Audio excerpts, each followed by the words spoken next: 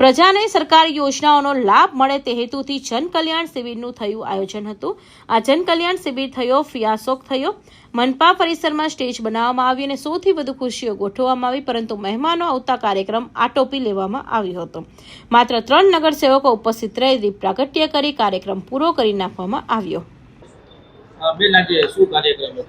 જનકલ્યાણ શિબિરમાં વિવિધ યોજનાઓની કે જેમાં રાજ્ય સરકાર અને કેન્દ્ર સરકારની બંને યોજના હતી એની માહિતી આપવા માટે અને જો કોઈને ફોર્મ ભરવું હોય તો આપણે ફોર્મ અલાવ કરવા માટેનો કાર્યક્રમ હતો। કોર્પોરેશનના પટાંગણમાં સુવિધાઓ ઊભી કરવામાં આવી હતી, સ્ટેજ બનાવવામાં આવ્યું હતું, પરંતુ દીપ પ્રાગટ્ય કરીને કાર્યક્રમ પૂરો કરી દેવામાં આવ્યો। નહીં, આપણે દીપ પ્રાગટ્ય પણ કર્યું છે અને લાભાર્થીઓ જેના કાર્ડ અરજી આવેલી હોય અને ઇસ્યુ થયા છે એ લોકોને કાર્ડ પણ ઇસ્યુ કર્યા છે। મહેમાનો કંઈક આવ્યા નથી એવું છે?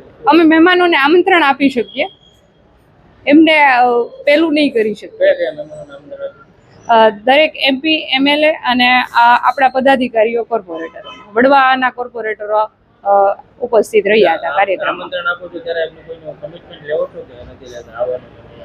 નહીં, એવું કમિટમેન્ટ નહીં લઈ શકાય। આજે આટલા મંડપ આટલી ખુરશીઓ કરી છે એની સામે લાભાર્થીઓ એટલા ઓછા આયોજનનો અભાવ છે। લાભાર્થીઓ તમે અત્યારે જોઈ શકો છો અને 10:30 જોઈ શકો છો કે અમે જે પેસેજમાં ટેબલો લગાવ્યા છે, લાભાર્થીઓ ત્યાંથી માહિતી મેળવી રહ્યા છે, ફોર્મે ભરાઈ રહ્યા છે અને અમે સાંજે 5 વાગ્યા સુધીમાં કેટલા ફોર્મ ભરાણા અથવા કેટલા લોકોએ માહિતી મેળવી એ ચોક્કસ આંકડો આપી શકશું। મેડમ, આજે ખર્ચો કરવામાં આવ્યો છે એ કોના ઉપર?